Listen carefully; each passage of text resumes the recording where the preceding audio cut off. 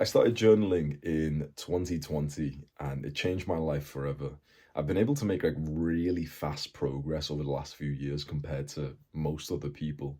And I think it's because I've been able to build up a great deal of self-awareness and intellect by constantly questioning the way that I do things. And so I wanted to give you a little guide on how to journal in the same way that I do, which has really helped me to develop like a fast rate of growth and success in life. There's a few ways to journal. One of the ones that I do is called gratitude journaling. That's so simple that I'm not going to explain it too much. I'll give you like 20 seconds and you can start doing that immediately. That's where you grab a pen or piece of paper or your phone and you just write a few things that you're grateful for. It's literally completely brain dead. You write down, I'm grateful for this Kindle, this Amazon Kindle, because I it helps me read books, and I'm grateful for the people who made it, probably some factory in China. Suddenly you're just like, do you see what's just happened there? For the first time in your life, you're actually expressing some kind of appreciation for people in a completely different country who are basically working for slave wage, who kill themselves at an astronomical rate. And for the first time, you've acknowledged like they actually produce fine um, devices. I'm grateful for this pen because it's what I journal with and it's nice to, I don't know, it's nice to play with. I'm grateful for the people who made it. I'm grateful for the shop that sold it. I'm grateful for my haircut and my barber who's just trimmed it. It looks very nice. You write these things, which seems very simple, but you want to know the powerful part of this. It makes thoughts and moments of gratitude and appreciation more like a habit for you. So you start by journaling these things once a day. But after a while, these thoughts start occurring naturally in your brain. So the more you gratitude journal to begin with, the more you'll go about your day and randomly your brain will automatically start saying, I'm grateful for this. And this makes you a really sweet person. No matter if you're in your little Tate arc or anything like that, or you're in your dark self-improvement autist, yeah, I don't care about people. It makes you a really sweet person when you can express gratitude to someone. I remember times when I'd go on like a first date with a girl, I'd be hanging out with a girl, for example, and I would say that to them, like, I'm grateful you came today. And they would actually look at me with like, as if I was different. Because what man has ever said that to like, a normal girl before is like, I'm grateful that I met you. I'm grateful for this. I'd say this to my friends. I'd write like cute little letters for them, which sounds gay, but it's like I used to write like nice letters, take a picture and send it to my old friends and say like, I'm grateful for our friendship. I'm grateful for that one memory we've got. No one else is doing this. It made me stand out. It made me feel really wholesome, but it also made them feel awesome as well. I remember one particular day I was coming back from kickboxing, I was cycling, and I got to this park and I stopped there to just look around because I was almost in awe of how beautiful like nature was. And I was able to just kind of like stand there almost like a weirdo, like a modern day weirdo, where I was looking around thinking, I'm grateful for nature, for trees, for plants, for grass. It's like it's so beautiful. I'm grateful that this park is right here, that it's in my local neighborhood. You can imagine how I felt on the way back home after that moment. I'm cycling, I'm smiling. I would have made eye contact with someone with a nice smile on my face. So gratitude is almost like such a easy way for you to feel more joyful and more, more positive. So just every day, that's such a simple one, but it's not the biggest one I wanted to teach you today. Every day, just grab your little notepad and just write down a few things that you're grateful for. It'll almost seem too simple. You'll be writing down, I'm grateful for this water bottle. Yeah, this is stupid. I don't really think this is working. Just try it for like a couple of weeks. It literally takes like, honestly, 45 seconds a day, 2 minutes a day. Try it, and I guarantee within a few days, there'll be a day where you end up writing down like a whole page about one thing. I'm grateful for this, because of that, then this happened and this happened. And you'll experience a nice form of appreciation for something that you didn't really have before, which is just it's a lovely trait in people. When I meet someone who's a grateful person, it's uh, it's it's quite sadly rare that I meet someone who's quite a grateful person. The only people I have ever met who have looked me in the eyes and told me that they're grateful for me are my own fans because I've spoke about gratitude journaling beforehand. I've never gotten a gratitude letter from a friend or a family member. Never, not once, never really gotten a gratitude message either. From my fans who watch this kind of content, who've learned from me all the time. Every time I do like a real life meetup, I do like private masterminds for my paid product, which is linked below if you want to go buy it. Every time I do like that, a guy will come with a handwritten letter and he'll hug me and he'll say like, my videos, my content really helped him. And it's nice to hear that. It makes another person feel like really appreciated. So you can be the person who has that impact on someone. And maybe you want to express this gratitude as well. I know we're speaking about journaling, but you'll find that you'll want to start to express this once you start gratitude journaling. It'll be a little bit uncomfortable, but you'll randomly get the idea of like, what if I just tell that person what I wrote about them in my gratitude journal? And for some reason, if you just think about this, right? Imagine you wake up and you do your gratitude journal. First thing in the morning, you write, I'm grateful that my mother always makes my breakfast. If you then start to think about telling your mother that, like, hey, I'm grateful for you for doing this, it almost, for some weird reason, feels like it'd be cringe. I don't know if I'm the only guy who feels like that, but it feels like almost cringe to kind of say something nice to your family when it shouldn't do. Obviously, it shouldn't do. But that's a good sign that you're stepping out of your comfort zone and you're starting to actually improve your family relationships. There's no surprise whatsoever that in 2020 was when I started to do gratitude journaling and I started to actually say this to my family, to my parents. That's when my relationship with my family significantly improved. Because imagine the energy, the appreciation I was bringing to the family. I wrote like a cute note, letter to my father, brought him in here and thanked him for the hard work he had put in for 20 years, and he cried and I cried. Of course my relationship with my family improved. And I've got to be a little bit mean to you, dickhead. You complain about your parents, don't you? You complain about your parents. They don't believe in your goals. They don't believe that you're going to be a successful businessman. Shut the fuck up. When was the last time you looked at your father, who's worked like a fucking dog, looked him in the eyes and said that you're grateful for him? You little shit. You ungrateful little fucking shit. Bro, your dad has been sleep deprived for 19 years for you. And you have never once looked him in the eyes and handshaked him and said thank you. You've never once said, I'm grateful that you've worked this hard. Your mother has made every meal for you. She's been there. Maybe she's been working as well. She's been looking after for you. She's been working 2 jobs if she works like a normal job, and she's been looking after you and then also working. Have you ever looked them in the eyes and said, I'm grateful for you? So no wonder you have family problems. No wonder your parents don't believe in you. I don't blame them. So many young guys live like little shits, honestly. Someone's working 40 hours a week. Like, you might know what it's like to work full time, or you know what it's like to be in school. Imagine 40 hours a week plus traffic, commute, and getting ready, 60 hours a week that someone is doing for you. And you don't say you're grateful for them every fucking day. Saying it once, go ahead, like, if that's new for you. You should be waiting at the fucking door for your father saying, I'm grateful that you went to work today. I'm grateful that you went to work today. I'm grateful that you went to work today. Is there any surprise why so many young guys are telling me, oh, my dad's being like this, oh, my dad's angry. Yeah, of course he is. I'd be fucking angry if I was your father as well. So start gratitude journaling. If this feels all weird and uncomfortable and you're thinking, oh, but I don't know how to improve my relationship, this is how. Start gratitude journaling every day and write about your family. Write about the people who are working hard. Write about the people who aren't even working hard. Write about your family members that have been abusive. Don't be a little shit. I've got nothing to be grateful for because my dad... Shut up, pussy. Fucking pussy. I'm not grateful because my brother used to hit... Shut up.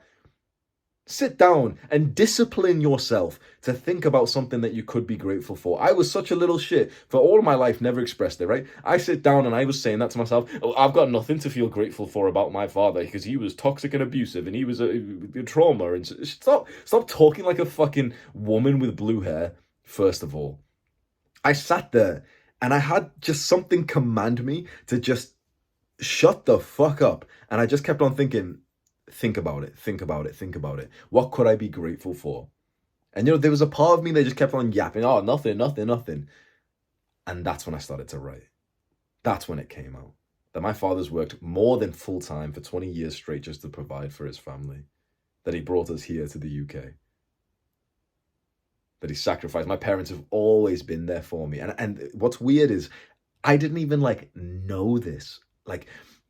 I had never articulated the good things that my parents had done for me. And so it was like they had never done that up until I sat down and gratitude journaled about them for the first time. So if you're about to gratitude journal, or you're thinking about it and you're thinking, oh well, whatever, this worked for Hamza, it's not going to work for me because I've got nothing to feel grateful for about my parents. Just do this. Lift your hand up like that and then do this. That's from me because you're being a little shit. But let's talk about deep. That was actually a painful one. Let's talk about deep journaling. This is my favorite kind of journaling. Deep. This is what I call it, deep journaling. I don't know what it's supposed to be called, but basically, I'll open up a new page and I'll ask myself really deep questions. And I find that questions are like assets. Questions are such an incredible way for you to improve your life. It's like finding a good question to ask yourself. So I'll tell you a few. You can write these down. Maybe someone helpful will comment it below, and then you can just go copy and paste them. You can do this on like digital technology, but I really don't think it has the same impact. I never journal like on my phone, unless if that's the only thing I have. But if you're at home and you can go find a pen and piece of paper, always do it right there. So the first one that has helped me a lot is, what 20% of things get me 80% of the results that I want? So this can be in fitness, business, whatever. Basically, you know the Pareto principle. A small amount of powerful things get us the results that we want in life. But a big list of things barely get us much at all. And so what I'm constantly trying to find out is like, what can I do more of and what can I subtract? So a similar question on the alternative is, what common 80% of things don't get me that much results that I actually care about? What could I subtract from my life to actually get more results? That's a really good one. What could I subtract from my life to get more results? Maybe you could subtract that thing that you constantly do at 8 p.m. Like, for example, you watch like one TV show episode at 8 p.m. every day, or 9 p.m. every day. And you're starting to realize, you know what, like if I subtracted that, my life would actually only improve. I'd go to sleep earlier. My sleep would be better. My REM sleep would be better because I hadn't been watching like stimulating bullshit. I'd save time. Maybe I could just read instead. If I read, I'll get more intelligent and I'll start making more money in the future. What could I subtract? Who could I subtract to improve my life? That's a brutal one. That's one that you might want to ask yourself today alone once you've locked your room. Who could I subtract from my life to improve it? Another question is, what does my dream day, my perfect day, look like? Imagine you had all the money in the world. What time would you be waking up? What would you be doing? What kind of personality would you have? And what's very important along with this question of like, you know, if I had all the money, what would my perfect day be like? You would be doing some kind of work. Like, really imagine this, like this is our little practice, right? Let's say we give you $1 billion, unlimited money. And let's say it's been a good few months, right? So let's say like, because you know, at first when you get $1 billion, you're gonna go and like party, whatever. You're gonna go on the yacht, you're gonna buy the house, whatever. Let's say it's been like 5 years. You're just used to it now. You're used to being a billionaire. What is the work task that you still do? So you don't need to work for money anymore. What kind of work would you do just for the sake of doing the work, for the impact that it would create? For me, when I asked myself this question 4 years ago, what do you think the answer was? It was YouTube. Truthfully, like I might sound like a arrogant asshole or something. I don't need to be here right now. Like I could have retired last year. If you haven't already calculated how much money I make, by the way, you might just want to go and click on the second link in the description. You don't have to go buy the paid product, but you can see how many students we have inside of my paid community, and you can see how much it costs, and you can get up a calculator and do the little equation to find out how much money I make per month, or someone can write it in the comments below, and then times that by 12 to see what I'm on track for this year. I've been financially free for a while. But I make these videos because it's just, one, it's enjoyable. I'm sat here right now, it's like comfy. I have no thoughts in my mind when I explain and give advice. But it's like the impact that it has.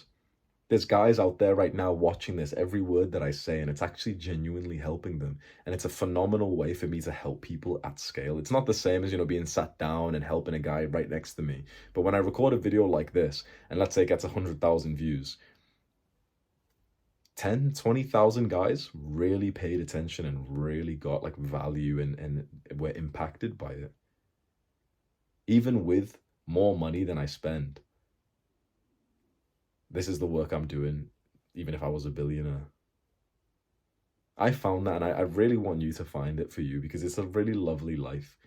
I thought about this a few years ago, and I was lucky that it overlapped with the thing that would actually make me the money in the first place. You get what I mean? So like when I thought about what my dream day would be, I promise you, 4 or 5 years ago, I thought to myself, I'd wake up, I'd go to the gym, whatever, and I'd record YouTube videos where I just give advice to people. I try and explain things in, like lessons that I've learned that hopefully it helps other people. And it's just kind of lucky that that's the thing I do for free, but it's also the thing that would actually make the money as well. You might, for example, say the thing you'd do for free is like, I don't know, volunteering in Africa, like what white girls like to do, volunteering in Africa. But then that's probably not going to make you money unless you charge the little kids like for the physiotherapy treatment or something. So it's not going to make you money. So then obviously there isn't that overlap, and then you'd have to figure out how to monetize anyway. But I was quite lucky that the thing I would want to do for free was the thing that would actually make me the money, right? But it's a good question that I asked. And along with that, so first of all, that can actually tell you like what kind of work to go into, because this is my advice to you. Ask yourself that question. If I was, if I had unlimited money, what kind of work would I do for free? And just ask yourself that question, figure out what it is. If that thing would actually make money as well. So for example, if it's making YouTube videos like this, then I would say go all in on that. I would say work like a dog, 12 hours a day into building that thing, because if it's the thing you do for free because it's so awesome and impactful, but it's also the thing that you could monetize and make a fuck ton of money as well, that's 10 out of 10. That's perfect. That's amazing.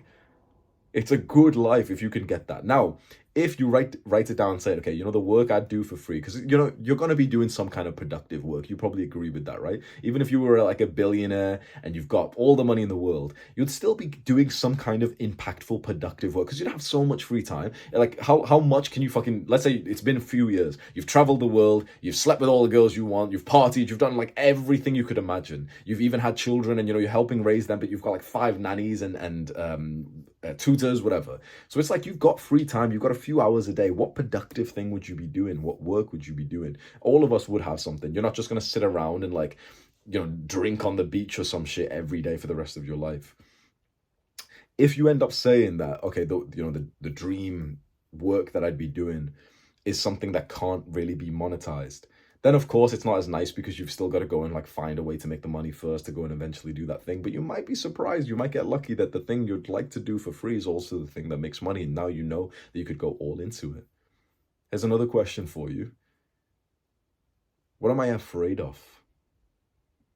When you're about to make a decision, ask yourself that question. Let's say you want to quit your job. Let's say you're in university right now and you want to drop out.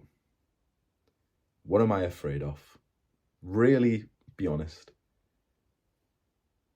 I want to drop out of university, but I'm afraid that my parents will shout at me. I'm afraid that I might end up regretting it and wish that I didn't drop out. I'm afraid that I might not make it in business or music or whatever I wanted to do. By asking that question, you're able to list out things like the fears we have which stop you from living the life that you're supposed to. I must say, it is so sad how many men live inauthentic lives that are not aligned to their own purpose. So many guys will literally go to university and spend years of their life, even though they didn't want to go, even though they hate being there, even though they even feel suicidal there. They're not even getting good grades, so they're not even going to get a good degree.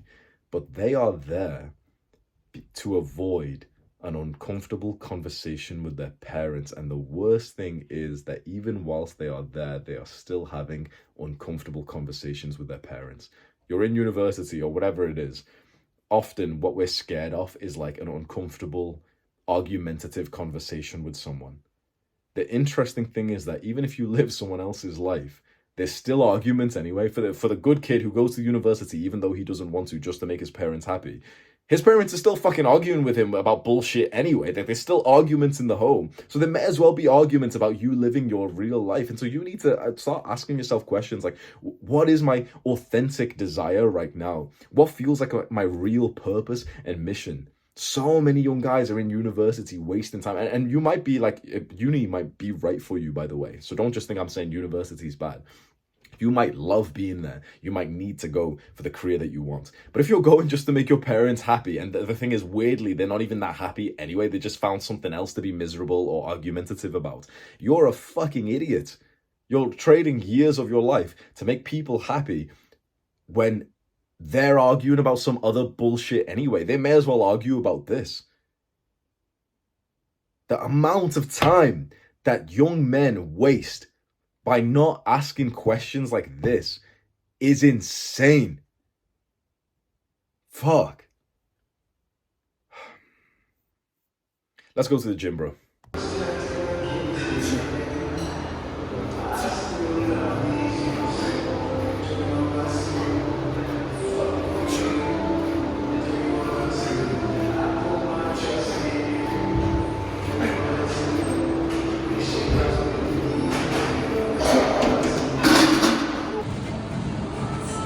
Nice, Zach, come on. Good man. Let's get 8 reps at least. And push. Push. Nice.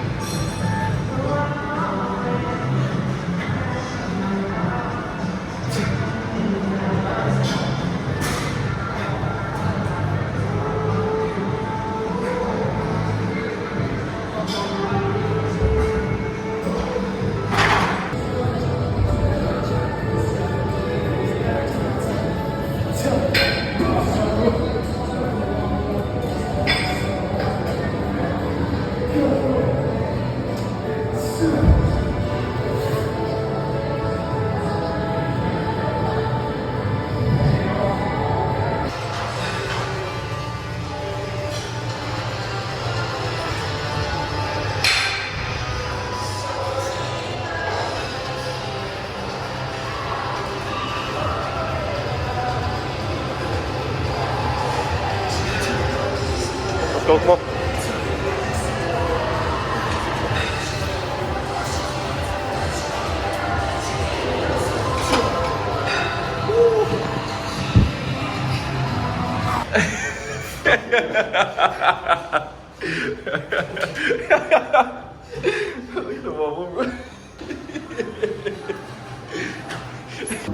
You hit legs. It's like that, bro. Still shot him out of the body, bro. Yeah. We just train legs. What are you doing?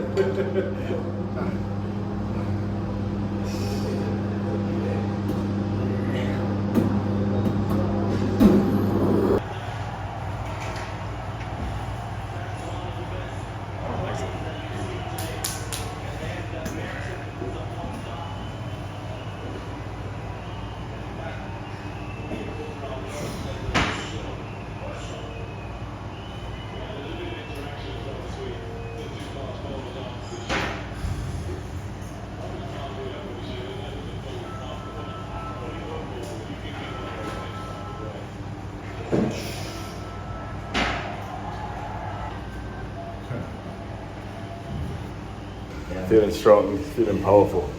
It's enjoyable as well, thank you. I might start vlogging now. Hey, what's going on, guys? Welcome back to a new video. I don't do vlogging, but I don't know what I'm doing. Say something inspiring. Oh shit, inspiring.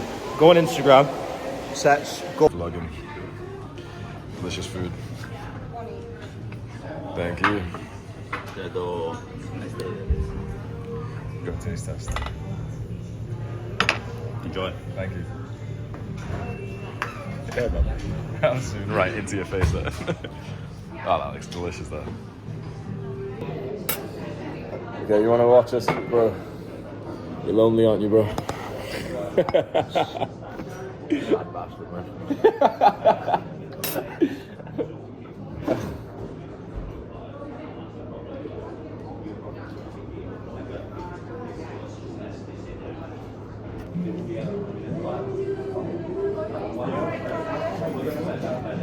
I'll message you in a little bit, alright? Feast though, boys. Hungry. Train hard. See, I've just had soup in a roll. That's my problem then, isn't it? You know, maybe we should have had. Need more chicken. Yeah. I'll send you a message later on, okay? Yeah. See you later.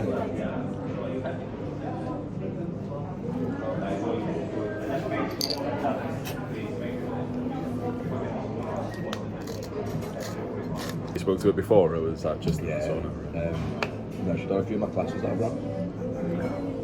Yeah, but she said she wanted like more one-to-one sessions. Yeah, sure. So she got good as well. Sick, man. Tell her about it on schools. I'll wait until that referral link comes out. What? I'll wait until that referral link comes out.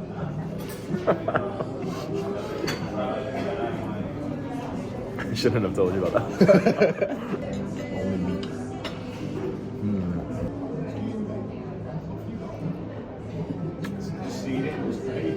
This is the yakitori chicken, the skewers. That's on the first page of the proper menu. They're really nice. Which one? This one? Oh, that's the ribs. Bottom right of that first page. They're really nice then. You're welcome. Here's your action steps so you actually make some real progress from this video. Take one of those questions that I asked you earlier and go fill that out in your journal right now. Make sure you subscribe to my channel, guys. Haha. Do the hard work, especially when you don't feel like it. Mwah.